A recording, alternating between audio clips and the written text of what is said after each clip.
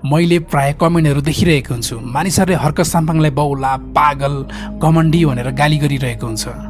तर यदि कुनै पनि व्यक्ति जस्तो सीके राउतले हिजोसम्म के भनिरहेका थिए भने मधेस नेपाल होइन, मधेस स्वतन्त्र हो, मधेसलाई छुटाउनुपर्छ, यो भाषण दिइरहेका थिए। र अहिले राजसभा के भन्छ?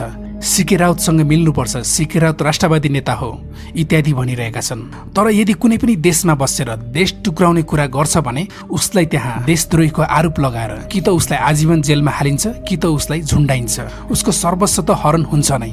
चाइना जस्तो देशमा हो भने उसको 3 पुस्ते जेल जानुपर्छ। उत्तर कोरिया जस्तो देशमा हो भने ठाउँको ठाउँ गोली हानेर मारिन्छ।